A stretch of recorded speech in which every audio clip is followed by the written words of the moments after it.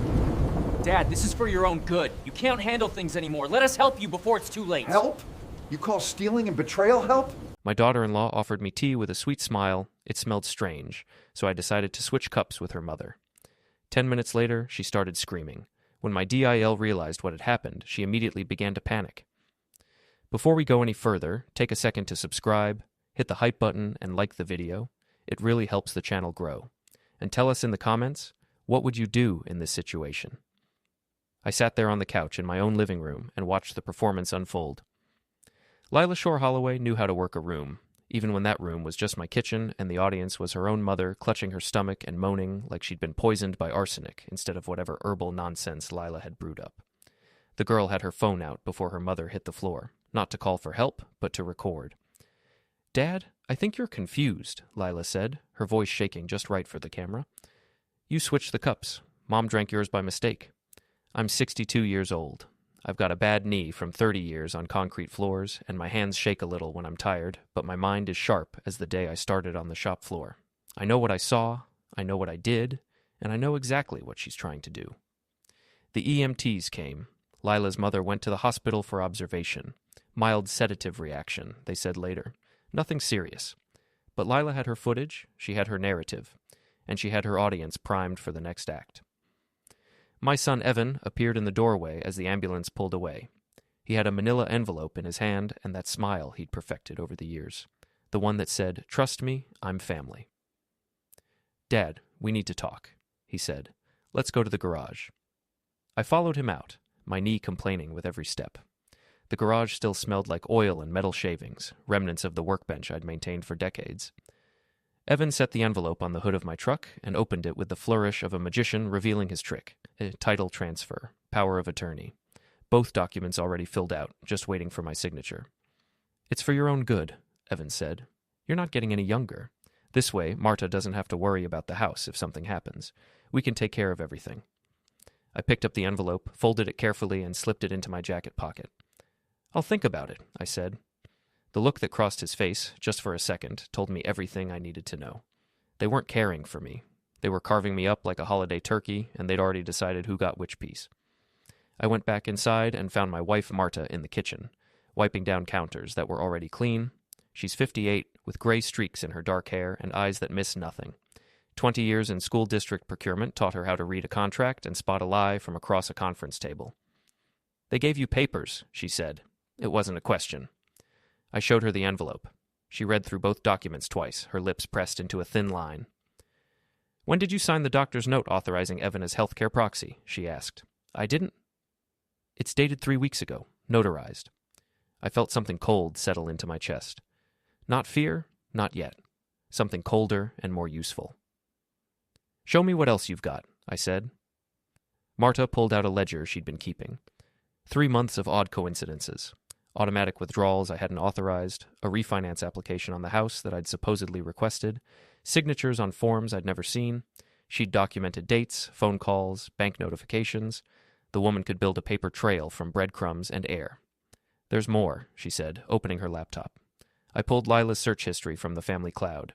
She's been researching natural sedatives for elderly patients, dosages, legal precedents for incompetency hearings. The motive clicked into place like a lock tumbler falling. They'd been planning this for months, maybe longer, and the tea today was supposed to be the opening move, a public demonstration of my supposed confusion, caught on camera, ready to be presented to a judge or a lawyer or whoever needed to be convinced that old Jake Holloway couldn't be trusted to manage his own affairs anymore. "We need proof," I said. "Real proof, the kind that sticks." Marta closed the laptop. Then we start digging. That night, after the house went quiet, I sat in my workshop and thought about who I used to know. 30 years as a union machinist doesn't just teach you how to operate a lathe or read a blueprint. It teaches you about people, about networks, about who owes who favors, and how to call them in. I started making calls. Rhea Whitcomb met me at a diner near the old Union Hall on Tuesday morning. She's 70 now, retired from her position as union rep, but her mind still worked like a steel trap wrapped in Robert's Rules of Order. She'd helped me through a contract dispute 15 years ago when management tried to reclassify half the machinists as independent contractors. We won that fight because Rhea knew every loophole and every clause. "Jacob Holloway," she said, sliding into the booth across from me. You don't call unless something's broken. My family's trying to steal my house, I said, and they're building a legal case that says I'm too confused to stop them. I showed her what Marta and I had collected: the forged signatures, the healthcare proxy, the search history. Ria read through everything with the systematic focus of a proofreader checking a technical manual. This is actionable, she said finally, but it's not enough to put them down for good. You need to know what else they're running. How do I find that? Your boy Evan, what's his business? Small-time development. Flips properties mostly, some new construction. Then he's got vendors, contractors, shipping manifests. Follow the paperwork. That's where people get sloppy. She gave me a name, Ira Torres, foreman at one of the big loading docks on the river. Ira had been a machinist before he moved into logistics. We'd worked the same shift for 5 years before he took the dock job. I called Ira that afternoon. He remembered me. Jake Holloway, heard you were retired? Trying to be. You still got eyes on what moves through the docks? Every pallet, every manifest. Why? I explained what I needed. Ira went quiet for a long moment. Your boy's name came across a shipment log about 2 months ago, he said. Special alloy, supposedly. High-grade steel for a commercial build. Except the crates were way too light. We flagged it as mislabeled, but the paperwork was clean enough that it went through. Who signed off? Shell Company. Address traces back to a mailbox service, but I've got photos of the bill of lading. Send them to me. The photos arrived 20 minutes later. The shipping documents had been routed through 3 different LLCs, but one name appeared twice in the fine print. Darian Shore, financial advisor, also Lila's brother and Evan's business partner. Marta pulled the corporate registrations. All 3 LLCs had been formed within 6 months of each other. All listed Darian as managing member, and all of them shared the same registered agent, a law firm that specialized in asset protection and liability shielding. They're running a shell game, Marta said, moving liabilities around so nothing sticks to Evan directly. Can we prove fraud? Not yet. But if we can connect those shipments to something tangible, a project that's cutting corners, a contract that's inflated, then we've got leverage. I spent the next 2 days chasing connections. Ria knew a county inspector who owed her a favor. The inspector pulled permit records for Evan's current project, a mixed-use building downtown that was supposed to have steel frame reinforcement. The manifests showed delivery of the proper materials. But the actual construction logs, buried in the contractor's files, showed lighter gauge material had been installed instead. The math was simple. Evan had billed for premium materials, paid for cheap substitutes, and pocketed the difference. And if that building ever faced a structural audit, someone was going to have some very uncomfortable questions to answer. Now we've got motive for the shell companies, Marta said. They're not just hiding assets, they're hiding fraud. I found something else, too, buried in the title company's records, a copy of the deed transfer for our house.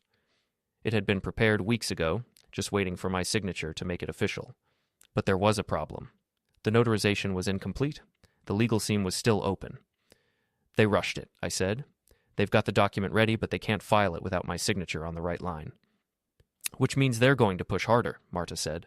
Soon. She was right. The next family dinner was scheduled for Friday night at Evan's place. We went, played our roles, smiled at the right moments. But I brought a printout with me. One of the inflated invoices from Evan's project, the one that showed high-grade steel being billed at triple the market rate. Over dessert, I pulled it out and read the line items aloud. Just casual conversation, like I was discussing the weather.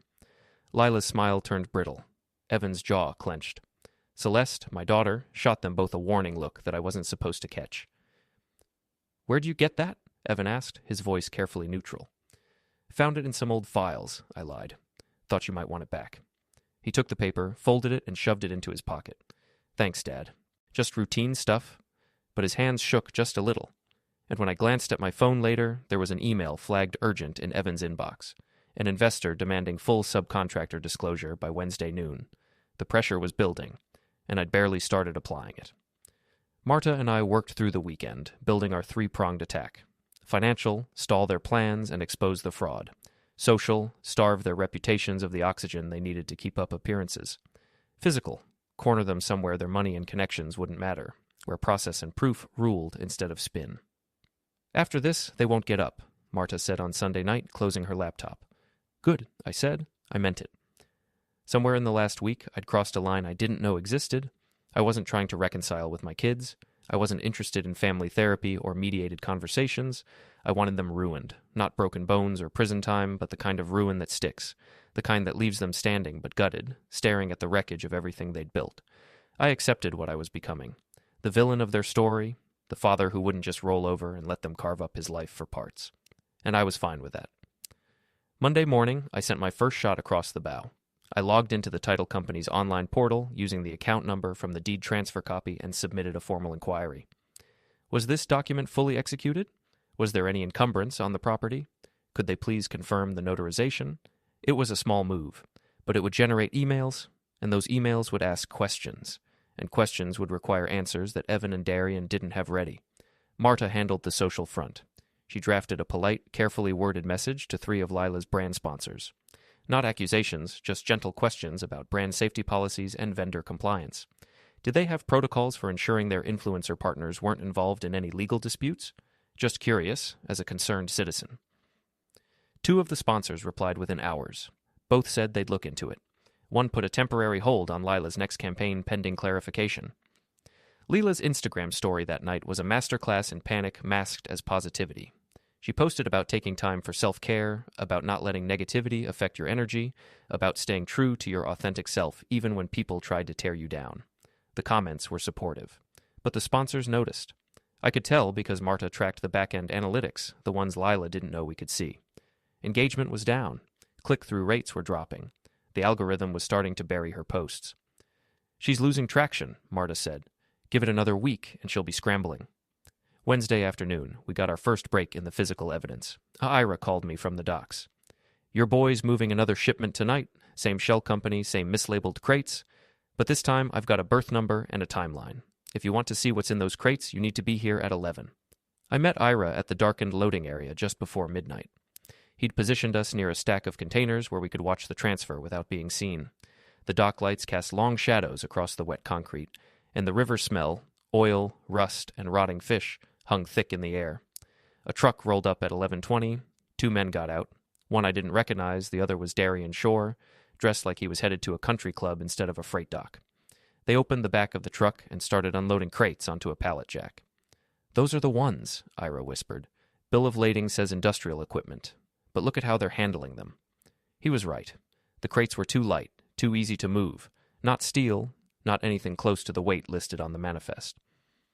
One of the dock workers approached Darian with a clipboard. There was a brief argument, something about paperwork not matching the load. Darian pulled out his phone, made a call, and then shoved a folded set of bills into the worker's hand. The worker walked away. I took photos. Close-ups of the crate labels, the bill of lading numbers, the truck's license plate. Ira got shots of Darian's face, clear enough to identify. We were about to leave when a security guard spotted us. He shouted, started moving toward us. Ira stepped in front of me. "Foreman override," Ira called out, showing his dock ID. "Routine inspection." The guard slowed but didn't stop. "This area is restricted after hours." "Then why is there an unauthorized transfer happening 20 feet behind you?" The guard turned, saw the truck, and hesitated. That moment of confusion was all we needed. Ira and I walked out the side gate and into the parking lot before anyone could ask more questions. In my truck, I pulled up the photos. Every crate had a tracking code. Every code was tied to a manifest that listed Evan's project as the final destination. And buried in the metadata of one photo was something I hadn't noticed at the scene. A reflection in the truck's side mirror showing a woman in a dark coat watching from the warehouse doorway. I zoomed in. The face was partially obscured, but the posture was familiar. So was the phone in her hand, the one she'd been using to record the transfer. Celeste, my younger daughter. The corporate marketer who'd always prided herself on staying out of family drama. She wasn't staying out. She was in it up to her neck. Monday morning, I fired the first shot. I logged into the title company's online portal using the account number from the deed transfer copy and submitted a formal inquiry. The questions were simple, neutral, the kind any property owner might ask. Was this document fully executed? Was there any encumbrance on the property? Could they please confirm the notarization was complete on all pages? The inquiry would generate automatic emails to everyone listed on the pending document. Evan, Darian, the lawyer who'd prepared it. It would force them to check their work and discover what I'd already found. The notarization wasn't complete, the document couldn't be filed, and more importantly, it would create a timestamp. A public record showing that I had questioned the transfer before they could force it through. evidence that I hadn't been confused or incompetent, but alert and protective of my interests. The response came within 2 hours. A carefully worded email from the title company's processing department stating they were reviewing the documentation and would provide an update within 5 business days, which meant they'd found the problem and were now scrambling to figure out what to do about it. Perfect. Marta handled the social front with surgical precision. She drafted a polite message to 3 of Lila's primary brand sponsors, companies that paid her to promote their products to her 30,000 followers. The message didn't make accusations. It simply asked gentle questions about brand safety policies and due diligence procedures. "Dear Brand Partnership Team," she wrote, "I'm reaching out as a concerned member of your customer community. I've noticed that one of your ambassadors may be involved in some legal disputes regarding elder care and family matters. I'm wondering if your company has protocols for ensuring that influencer partners maintain certain ethical standards, particularly around vulnerable populations. I'm not making any specific allegations, just curious about your policies. Thank you for your time." She sent it from a generic Gmail account, not traceable to us, but professional enough to be taken seriously. 2 of the 3 sponsors replied within hours. Both said they took such concerns seriously and would look into the matter. One put a temporary hold on Lila's next scheduled campaign pending clarification. I watched Lila's Instagram that evening. She posted a story around dinner time, a carefully staged photo of her meditation space with a caption about staying centered when the universe tests you. The comments were supportive, but I could see the cracks forming. Her engagement rate was dropping. The algorithm was starting to bury her posts because the brands weren't boosting them anymore. "She's losing traction," Marta said, checking the back-end analytics she'd learned to access through a tutorial she'd found online. "Another week of this, and she'll be scrambling to hold on to what's left." Wednesday afternoon brought our first major break. Ira called me from the docks, his voice tight with controlled urgency. "Your boy's moving another shipment tonight. Same shell company, same pattern. But this time I've got the berth number and a timeline. If you want to see what's actually in those crates, you need to be here at 11. I met Ira at the darkened loading area just before midnight. The air was cold, heavy with the smell of diesel fuel and river water. The dock lights cast long shadows across wet concrete, and somewhere in the distance a foghorn sounded. Low, mournful, marking time. Ira had positioned us near a stack of shipping containers where we could watch the transfer without being immediately visible. He wore his foreman vest and carried a radio, looking every bit like someone who had a legitimate reason to be there. "They're running late," he said quietly. "Expected them 20 minutes ago." We waited. My knee ached from standing still in the cold, but I ignored it. Pain was just information, and right now I needed to focus. At 11:20, a truck rolled up. Commercial rental, the kind you could get with a credit card and a driver's license. 2 men got out. One I didn't recognize, young and nervous, probably hired labor who didn't ask questions. The other was Darian Shore, dressed in dark slacks and a jacket that cost more than my monthly mortgage payment. He looked ridiculous on a loading dock at midnight, but he clearly thought the expensive clothes gave him authority. They opened the back of the truck and started unloading crates onto a pallet jack. 6 crates total, each about 3 feet on a side, stenciled with identification numbers and handling warnings. "Those are the ones," Ira whispered. "Bill of lading says industrial equipment components, are supposed to weigh about 200 pounds each. But watch how they're moving them." He was right. The crates were too light, too easy to maneuver. Not heavy equipment, not anything close to the weight listed on the manifest. The young worker was handling them one-handed in places where he should have needed mechanical assistance. One of the dock workers approached Darian with a clipboard. Some kind of discrepancy in the paperwork, probably the weight issue. There was a brief argument, voices rising but not quite shouting. Darian pulled out his phone, made a call that lasted about 30 seconds, then reached into his jacket and pulled out a folded set of bills. He handed them to the dock worker. The worker looked at the money, looked at the crates, then walked away without signing the clipboard. Bribery. Witnessed and about to be documented. I pulled out my phone and started taking photos. Close-ups of the crate labels, the bill of lading numbers visible on the clipboard Darian had set down, the truck's license plate. Ira positioned himself to get clear shots of Darian's face, the angle good enough for identification if needed. We were about to leave when a security guard spotted us.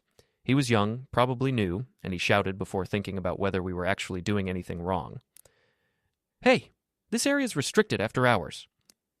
Ira stepped forward, showing his dock ID with the kind of calm authority that comes from decades of managing people in situations. "Foreman override," he called back. "Routine safety inspection. We do them randomly to ensure compliance with maritime protocols." The guard slowed but didn't stop. I wasn't told about any inspection. That's why they're called random, Iris said. But if you want to call the dockmaster at home and explain why you're interfering with safety operations, be my guest. The guard hesitated. In that moment of confusion, I caught movement behind him. Darian had spotted us. He barked something at the younger worker, and they started pushing the pallet jack toward the warehouse with sudden urgency. Come on, Iris said quietly. We've got what we need, no point in a confrontation. We walked out through the side gate and into the parking lot. My truck was 3 rows back, tucked between a van and a sedan. I unlocked it with shaking hands. Not fear, but adrenaline, the kind that comes after you've done something risky and gotten away with it. In the truck, I pulled up the photos on my phone. Every crate had a tracking code. Every code could be traced back through the manifests to a destination, and I'd bet money they all pointed to Evan's project. The bill of lading numbers were clear enough to request full documentation through proper channels. But there was something else. In one of the photos, a shot of the truck's side mirror, I caught a reflection. A figure standing in the warehouse doorway, partially obscured by shadows, holding a phone up like they were recording the whole operation. I zoomed in. The face was partially hidden, but the posture was unmistakable. So was the coat, a specific dark wool design I'd seen before. And the phone case, visible when I enhanced the image, had a corporate logo on it, the same logo as the marketing firm where my daughter worked. Celeste, my younger daughter, the one who'd always claimed to stay out of family drama, the one who said she just wanted everyone to get along, the corporate marketer who prided herself on professional neutrality. She wasn't neutral. She was documenting, recording, making sure there was a clean version of events if anyone ever asked questions. She was part of it. She'd been part of it from the start. I showed the photo to Marta when I got home. She stared at it for a long time, then pulled up Celeste's social media profiles on her laptop. Nothing recent about work, but her LinkedIn showed a skills update from 3 months ago. Crisis communications and brand protection. She's not just helping them cover up the fraud, Marta said slowly. She's managing it professionally, making sure the right story gets told, making sure the documents look legitimate. She's the bridge between Evan's operation and the outside world. Why would she do that? Career safety. She works in corporate marketing. If Evan goes down publicly, she gets tainted by association. Same last name, same family, guilty until proven innocent in the eyes of corporate HR departments. So she's helping make sure he doesn't go down. Or if he does, that the story gets controlled. I felt something cold settle in my chest. Not quite betrayal, I was past that now, but a kind of grim confirmation. Both of my children. Both of them willing to steal from me, lie to me, erase me if it meant protecting their interests. We use her, I said. We don't expose her yet. We let her think she's safe, and we use her access as leverage later. Marta nodded. Agreed. But we need to document everything she touches. Every login, every edit, every file she smooths over. When we finally move, we want it all. Thursday morning brought another escalation. I got a call from Evan. His voice was tight, controlled, the way it got when he was trying not to yell. Dad, we need to talk about the house. What about it? The title company's asking questions. They want updated signatures, new notarization, clarification on some dates. It's holding up the estate planning we're trying to do for you and Mom. I didn't ask for estate planning. It's for your benefit, for both of you. Look, I'm coming over tonight with Darian. We'll get this sorted out properly. I don't want Darian in my house. Dad, he's a financial professional, and he's just there to help explain the documents and make sure everything's clear. This benefits you. I'll think about it. We'll be there at 7. Please don't make this difficult. He hung up before I could respond. Marta and I spent the afternoon preparing. We set up a small camera behind a stack of books on the living room shelf. Nothing professional, just a tablet in video mode, angled to capture the whole room. I put an audio recorder in my shirt pocket, tested it twice to make sure it would pick up conversation. We weren't recording for court. Not yet. The rules around that were complicated. But we needed documentation. We needed their words in their own voices, saying things they'd later deny. Evan arrived exactly at 7 with Darian Shore in tow. Darian carried a leather briefcase and wore the practiced smile of someone who'd sat through 1,000 uncomfortable conversations and learned to treat them all like performances. Mr. Holloway, Darian said, extending his hand across my threshold, thanks for agreeing to meet. I'm here to help streamline the paperwork and make sure everyone's protected. I didn't shake his hand. I stepped back and let them in, but I didn't offer coffee or small talk. I didn't invite you, I said. Dad, don't be rude, Evan said, his voice carrying that edge of forced patience. Darian's doing us a favor. He's taking time out of his schedule to help. They moved to my coffee table without being invited to sit. Darian opened his briefcase with practiced efficiency and spread documents across the surface. New versions of the power of attorney, the deed transfer, plus a healthcare directive I hadn't seen before. This one would give Evan control over my medical decisions, the authority to place me in care facilities, the right to make end-of-life choices. "We've updated everything to address the title company's concerns," Darian said, pointing with an expensive pen.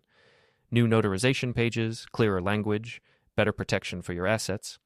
All you need to do is sign here, here, and here. We'll get these notarized tomorrow morning, and you won't have to think about any of this again. What happens if I don't sign?" The question hung in the air. Evan's smile faltered. Darian's pen stopped moving. "Why wouldn't you?" Evan asked carefully. "Because I don't trust you." The room went cold. I could see the calculations happening behind Evan's eyes. How to spin this, how to reframe it, how to make my refusal look like confusion instead of clarity. Darian closed his briefcase with a sharp click. "Mr. Holloway, I understand this feels overwhelming. These kinds of decisions are never easy. But your son is trying to protect you. The incident with Lila's mother, the confusion about the title transfer, some of the calls you've been making to county offices. People are starting to notice, and not in a good way." "What people?" "Professionals. The title company has concerns. Your doctor's office has fielded some unusual questions. You're creating a paper trail that could be interpreted as evidence of diminished capacity. We're trying to help you before this becomes a legal issue." It was a threat dressed as concern, a preview of the argument they'd make to a judge if I kept fighting. Look at all these odd behaviors. Look at his paranoia. Look at how he's sabotaging his own interests. "Get out," I said. "Dad, get out of my house, now." Evan stood up, his face flushing red. "You're not thinking clearly. You haven't been thinking clearly for months. We're trying to help you, and you're acting like we're the enemy. You are the enemy. You tried to slip something into my system, forge my signature, and take my house. That's not help. That's theft. That's ridiculous. Get out." They left. Evan slammed the door hard enough to rattle the frame. Darian said something in the driveway. I couldn't make out the words, but the tone was clear. They were regrouping, planning the next move. The camera had caught all of it. The pressure tactics, the veiled threats, the attempt to frame my refusal as proof of incompetence. It wasn't enough to stop them legally, but it was another piece of ammunition, another brick in the wall I was building around them. Friday afternoon, Marta escalated the social campaign. She sent a second round of messages to Lila's sponsors, this time including screenshots of the search history we'd pulled, the queries about sedatives, the legal research on incompetency hearings, the timeline that showed planning.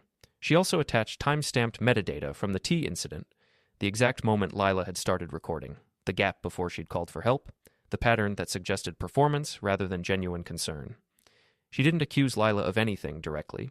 She just presented the information and asked whether the brands had protocols for investigating such matters. 3 more sponsors pulled their campaigns. Lila's feed went dark for the first time in 2 years.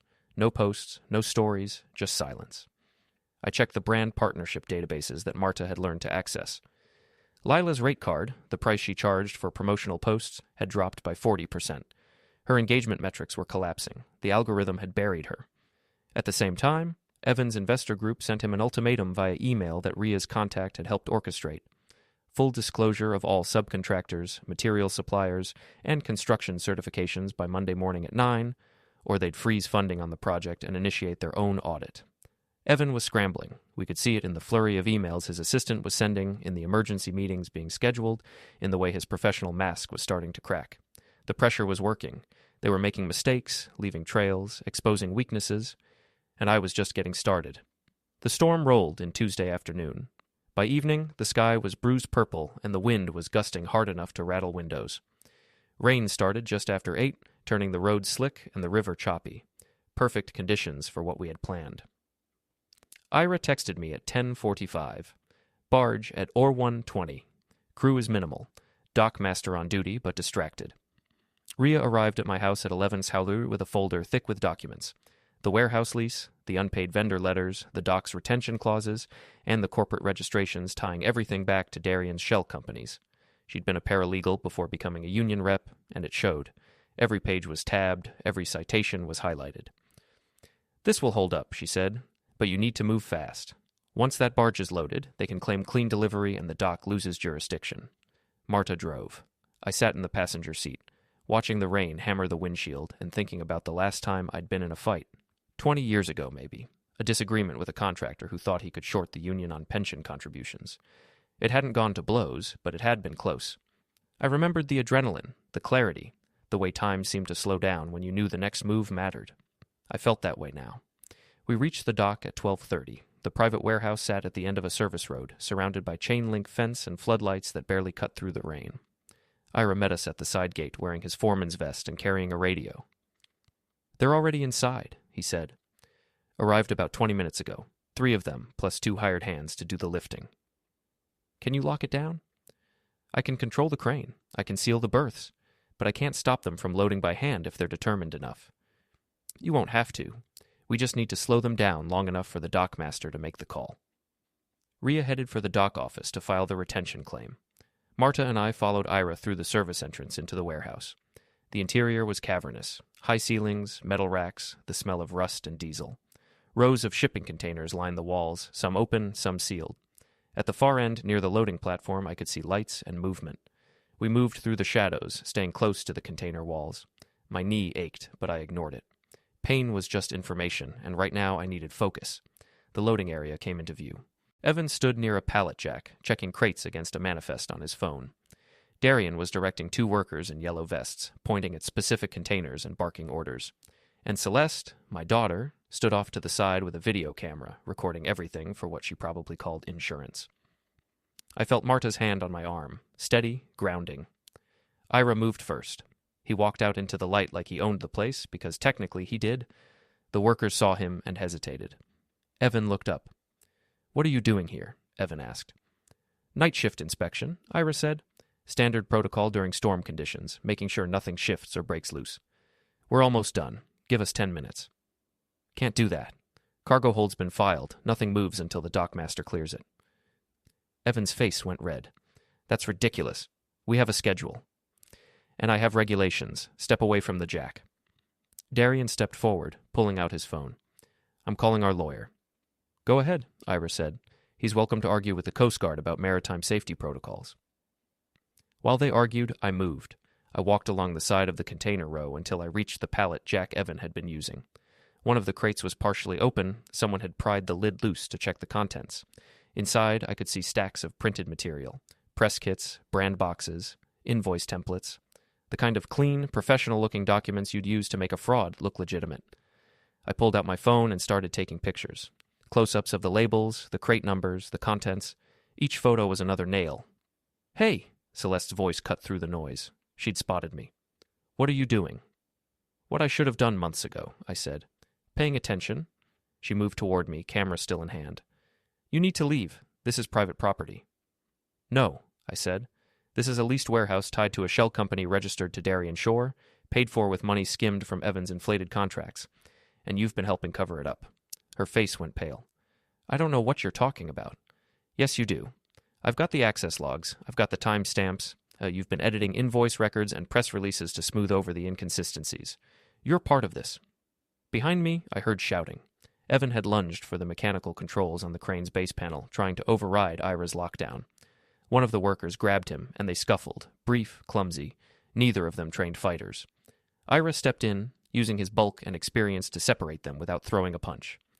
"Nobody touches the equipment," Ira said. "Dockmaster's on his way." Darian tried a different approach. He walked to the loading platform's edge where the crane hook hung, grabbed the chain, and started manually pulling it toward the nearest pallet. It was a desperate move, stupid and dangerous. The hook swung wild in the wind, and the rain made everything slippery. "Stop!" Celeste shouted. She was still recording, but now she looked panicked instead of confident. I intercepted Darian before he could set the hook. I'm not a young man, but I've spent 40 years working with cranes and heavy machinery. I know leverage. I know weight distribution. I grabbed the chain above his hands and used my body weight to jam it against the guide rail, locking it in place. Darian tried to yank it free. I planted my foot against the base of the rail and held firm. "Let go, old man," Darian growled. "Make me." He shoved me, hard. My bad knee buckled, and I went down on the wet grating. Pain shot up my leg, white-hot and clarifying. Marta was there before I could get up, stepping between me and Darian with a look that could strip paint. "Touch him again," she said quietly. and I will make sure every vendor, every bank, and every business license authority in this state knows exactly what you've been doing." The dockmaster arrived, flanked by Rhea. He was a squat man in his 50s, wearing a reflective vest and carrying a clipboard. He looked at the scene, the open crates, the scattered workers, the crane locked in safe mode, and sighed. "Who filed the retention claim?" he asked. "I did," Rhea said, handing him the folder. "On behalf of multiple unpaid vendors with material claims against cargo currently stored in this facility." The dockmaster read through the documents. His expression didn't change, but he nodded slowly. "Cargo's held pending resolution," he said. "Nobody loads, nobody moves anything until we sort this out." "This is harassment," Evan shouted. "This is maritime law," the dockmaster replied.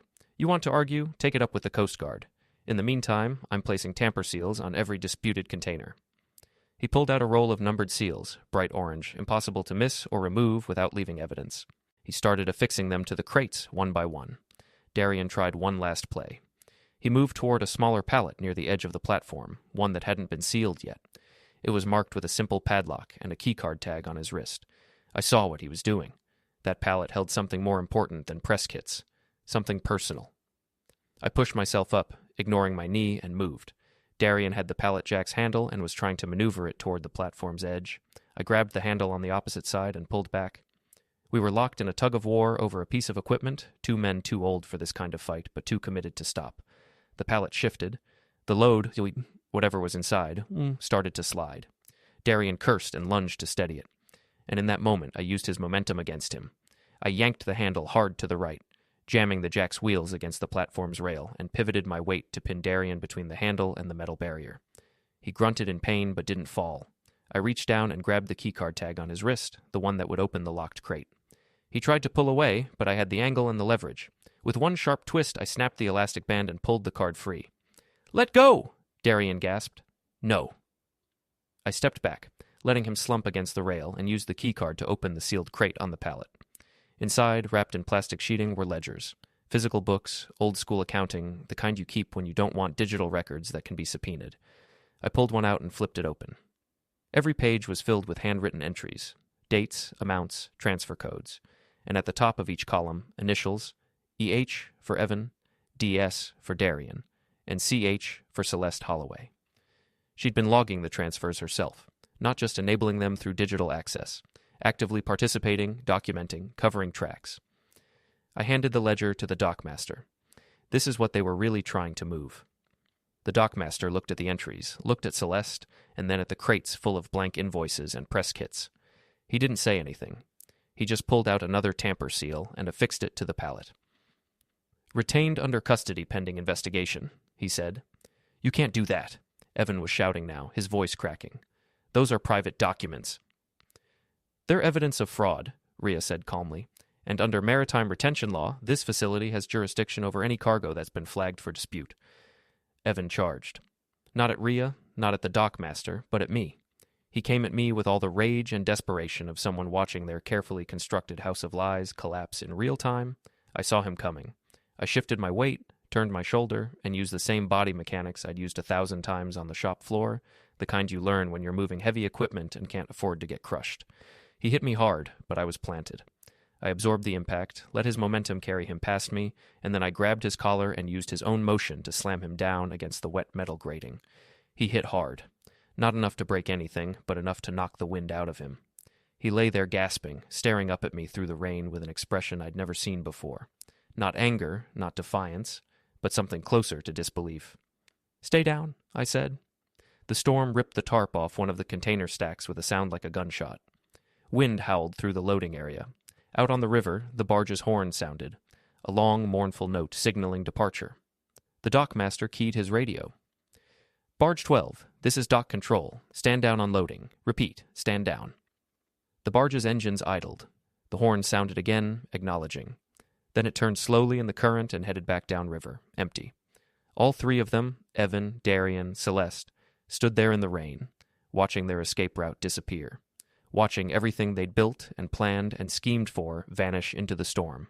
I looked at my son, at my daughter, at the man who'd helped them try to carve up my life. "It's over," I said. And it was. The dockmaster finished sealing the last crate and made a notation on his clipboard.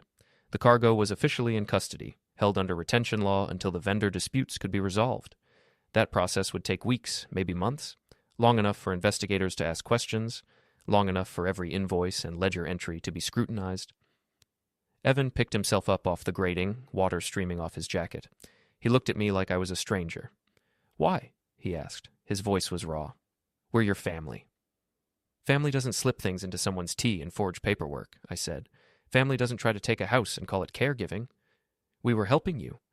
"No, you were helping yourselves. There's a difference." Celeste stood frozen, her camera hanging useless in her hand. She'd stopped recording minutes ago when she realized the footage would only incriminate her further. Darian was slumped against the rail, breathing hard, one hand pressed to his ribs where I'd pinned him. He looked at me with pure hate, but he didn't say anything. There was nothing left to say. Marta appeared beside me, her hand finding mine. She squeezed once, not comfort, but confirmation. We'd done what we came to do. Rhea approached the dockmaster. "I'll need copies of the retention order, and I'll be filing notice with the vendor list and the county recorder's office first thing tomorrow." "I'll have them ready," the dockmaster said. He looked at Evan. "You're free to go. But if I catch anyone trying to access this cargo before the hold is lifted, I'm calling the Coast Guard and the state police. Understood?" Evan nodded numbly. He turned and walked toward the exit without looking back. Darian followed, limping slightly. Celeste hesitated, glancing between me and them, then hurried after. I watched them disappear into the rain. "They'll try to fight this," Marta said quietly. "Let them. They're broke, exposed, and out of allies. Every sponsor Lila had will drop her once the news spreads. Every investor in Evan's project will pull out. And Celeste?" I shook my head. "Her career's done. Nobody hires a marketer who helped cover up fraud." Ira walked over, wiping rain from his face. "Hell of a night." "Thanks for the assist." "Any time. Though I'd appreciate it if you didn't make a habit of brawling on my dock." I almost smiled. "No promises." Rhea tucked the folder under her arm. "I'll start the paperwork in the morning. Vendor claims, fraud complaints, the works. By the time I'm done, they won't be able to get a business license in this state for a decade." "I want everything," I said. "Financial, professional, personal. I want it all burned to the ground," she nodded. "Consider it done." We walked back to Marta's car through the storm. My knee was screaming now, each step a fresh jolt of pain, but I didn't care. Pain was temporary, victory was permanent. In the car, Marta started the engine and turned the heat on high. We sat there for a moment, watching the rain sheet across the windshield. "How do you feel?" she asked. "Good," I said. And I meant it. There was no guilt, no second thoughts, no nagging voice telling me I'd gone too far. They'd tried to erase me, to turn me into a convenient problem that could be managed and controlled, and I'd burned their world down instead. I felt righteous. I felt vindicated. I felt like I'd won. "Let's go home," I said. Marta put the car in gear and drove. The fallout started fast. By Wednesday morning, Rhea had filed formal complaints with 3 different county offices: fraud allegations tied to the inflated construction contracts, vendor disputes over unpaid invoices, and a request for a full audit of Darian's shell companies. Each complaint was backed by documentation, the photos from the dock, the manifests, the ledgers we'd pulled from the sealed crate. The paper trail was airtight. Evan's investor group froze funding before lunch. Marta tracked the email chain through a contact she'd cultivated at the title company. The investors had seen the retention order and the vendor complaints, and they wanted out before the liability spread to them. By Thursday, Evan's project was officially suspended. No funding, no construction, no completion timeline. The building sat half-finished downtown, wrapped in orange safety fencing and warning signs, a monument to ambition that outran competence. Lila's collapse took longer, but was more spectacular. The first sponsor officially dropped her Wednesday afternoon, citing misalignment with brand values. The second followed Thursday morning. By Friday, her Instagram feed was a ghost town. No posts, no stories, no engagement.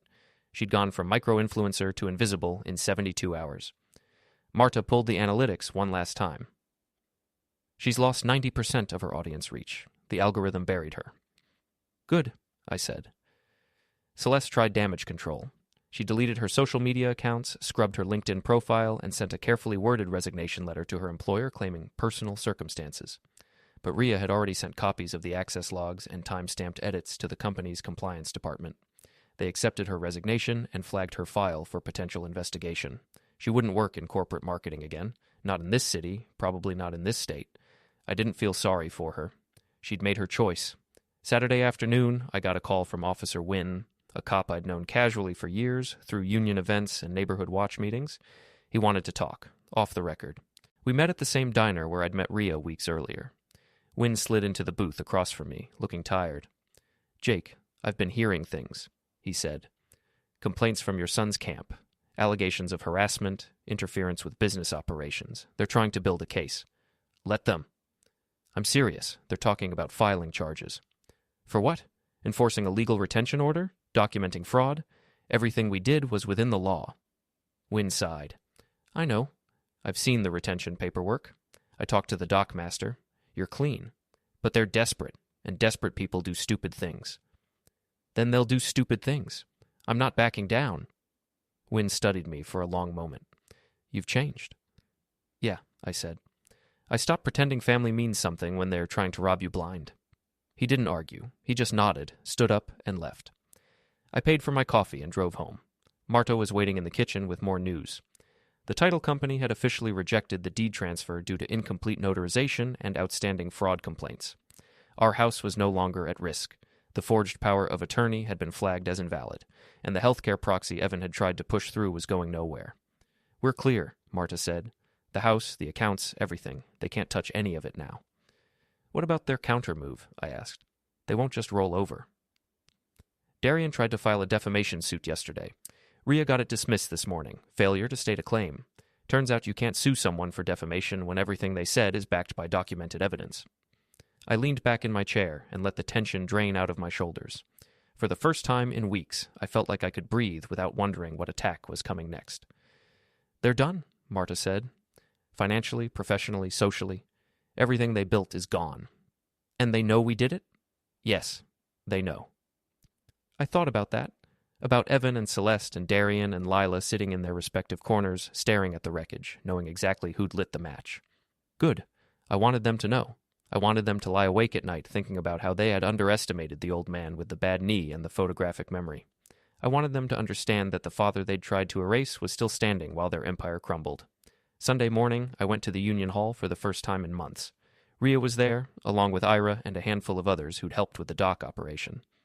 They greeted me with handshakes and nods, the kind of understated respect blue-collar people show when someone handles business the right way. "Heard your boy's project got shut down," Ira said. "Shame." "Not really," I said.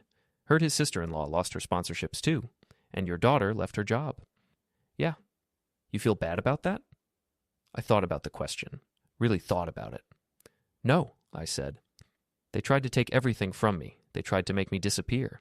I just made sure they understood what happens when you underestimate someone." Ira grinned. "Remind me never to cross you, Jake." Rhea pulled me aside before I left. "There's one more thing. The vendor complaints are going to trigger a deeper audit. County inspectors, state compliance, the works. If there's anything else buried in Evan's operations, and I think there is, it's going to surface." "How long?" "Weeks, maybe a month, but it'll be thorough." "Good. I want them to feel this for a long time." She smiled, not warm, not cruel, just satisfied. "You've got a mean streak, Jake Holloway."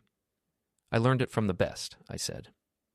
I drove home through Sunday afternoon traffic, past the half-finished building downtown with Evan's name on the permit sign, past the neighborhood where Celeste used to live before she quietly moved out last week, past the coffee shop where Lila used to film her lifestyle content.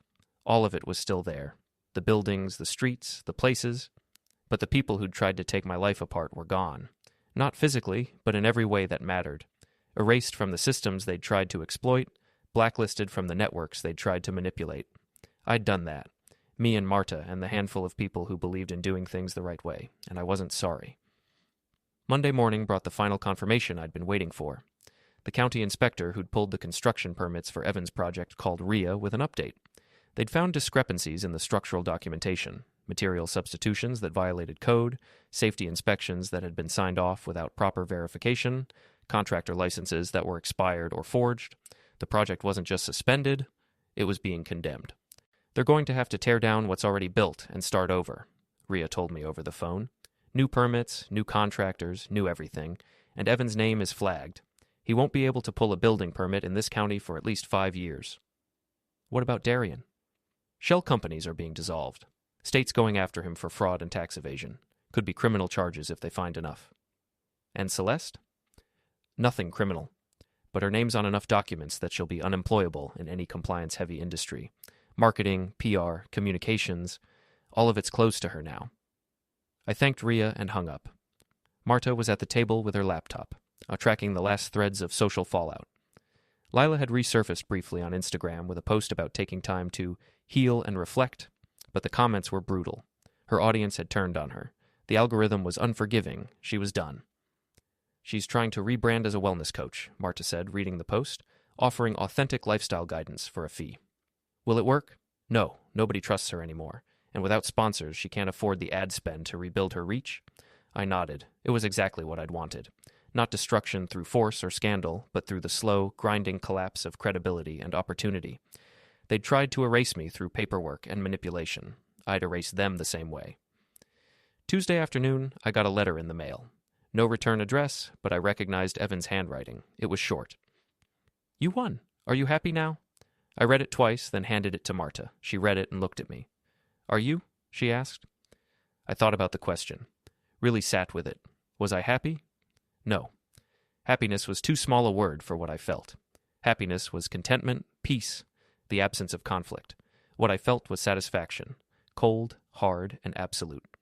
The satisfaction of watching people who tried to destroy me fail spectacularly. The satisfaction of knowing I'd outmaneuvered them at every turn. The satisfaction of standing on the rubble of their plans and knowing I'd put it there. Yes, I said. I'm happy. Marta smiled. Not a warm smile, but a knowing one. Good. We burned the letter in the fireplace and watched the paper curl and blacken. Wednesday brought the last piece of news. Darian had been arrested. Not for fraud, the investigation was still ongoing, but for attempting to bribe a county inspector. He'd tried to make the structural violations disappear with cash, and the inspector had recorded the conversation. Bail was set at $50,000. His assets were frozen pending the audit. He'd spend the next several months tangled in legal proceedings, bleeding money on lawyers, watching his reputation and his business disintegrate one filing at a time. Perfect. Thursday, I went back to the dock. Not for business, just to see the place one more time. The warehouse was quiet, the loading area empty except for the sealed crates sitting in neat rows under bright orange tamper seals. Evidence, proof, the physical manifestation of their greed and my revenge. Ira met me at the gate. Thought you might show up. Just wanted to see it, I said. Dockmaster says those crates will sit there for at least 3 months, maybe longer if the audit drags out. Good. We stood there for a while, watching the river. The storm had passed days ago, and the water was calm now, reflecting the gray winter sky. You know, Ira said, I've worked this dock for 15 years. I've seen a lot of people try to game the system, smuggle stuff through, falsify manifests, dodge inspections. Most of them get caught eventually, but I've never seen anyone take someone down as thoroughly as you did. They had it coming. Yeah, they did. I left the dock and drove home, feeling the weight of the last few weeks settle into something manageable. Not gone, I'd never forget what they'd tried to do, but controlled, contained, finished. Marta was in the kitchen when I got home, making dinner. Not a celebration, just a normal meal on a normal evening. We ate together at the table, talking about mundane things, the weather, a book she was reading, a project I wanted to start in the garage. It felt good, normal, like life could move forward now. Do you think they'll ever try again? Marta asked. No, I said. They're broken, and they know if they come at me again, I'll finish what's left. Would you? Without hesitation. She nodded. She understood. We'd crossed a line together, and there was no going back. But we didn't need to go back. We'd won, and that was enough. That night, I slept better than I had in months. The days that followed blurred together in a kind of calm routine. No emergencies, no sudden crises, no family members showing up with documents to sign. Just ordinary life, the way it was supposed to be. Marta went back to work at the school district, managing procurement contracts with her usual precision. I spent time in the garage, fixing things I'd been putting off, building a new workbench, organizing tools. The physical labor felt good, purposeful, productive, mine. Rhea called weekly with updates. The audit was progressing. The vendor complaints were working their way through the system. Darian's trial date had been set for June. Evan was underwater on debt and facing foreclosure on his own house. Celeste had moved to another state, trying to rebuild under a different name. Everything was proceeding exactly as it should. But there was one more thing I wanted to do. Friday afternoon, I drove to the half-finished building downtown. The construction site was abandoned now, surrounded by chain-link fence and red tags from the county inspector. Equipment sat idle. Materials were covered with tarps. The whole place had the feel of a monument to failure. I parked across the street and just looked at it.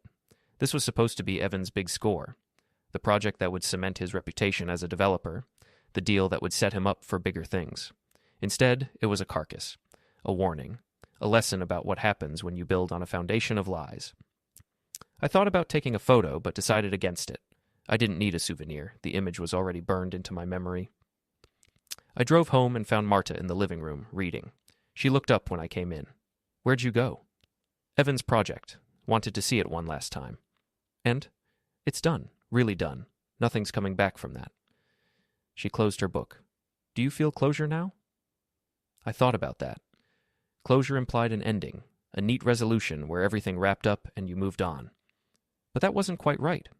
What I felt was more like completion, the satisfying click of a lock tumbler falling into place, the final turn of a bolt being tightened. "Yeah," I said. "I do." That weekend we had visitors. Not family.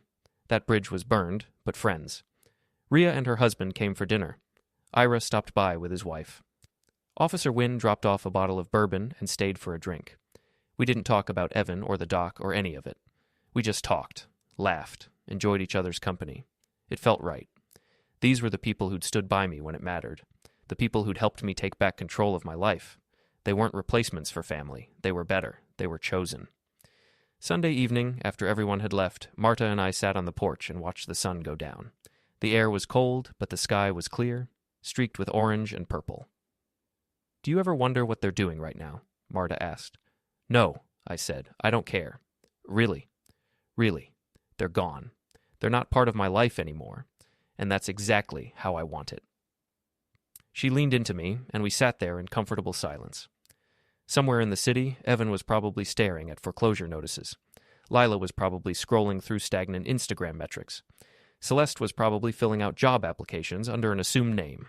Darian was probably meeting with lawyers he couldn't afford, and I was sitting on my porch in my house with my wife, watching the sunset. I'd won, completely, decisively, and I was going to enjoy every single second of it. The final blow came on a Tuesday morning, 3 weeks after the dock confrontation. I was in the garage, working on restoring an old drill press I'd bought at an estate sale when Rhea called. "Jake, you need to hear this." "What's up?" "Evan just filed for bankruptcy. He's liquidating everything." I set down the wrench I'd been holding. "Everything. House, car, business assets, all of it. The court's appointed a trustee to oversee the sale. He's going to lose it all." I should have felt something, satisfaction maybe, or vindication. But what I felt was simpler than that. I felt nothing. No anger, no pity, no regret. Just a clean, empty space where my son used to be. "Good," I said. "There's more. Lila filed for divorce yesterday. She's claiming financial abandonment and fraud. She's going after whatever's left." "Will she get anything?" "Probably not. There's nothing left to get. But it's the final nail.